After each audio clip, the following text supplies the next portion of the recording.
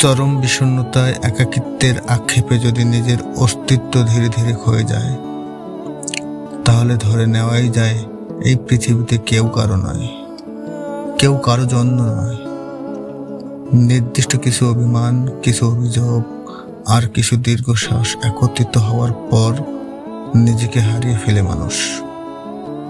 নিজেকে নিজে হারিয়ে ফেলার মতো বিষাক্ত স্বাদ ও অতীত অনুভূতি কতটা যন্ত্রণাদায়ক হতে পারে তা বর্ণনা করার ক্ষমতা স্বয়ং তারও নেই যে এই পরিস্থিতিতে আছে।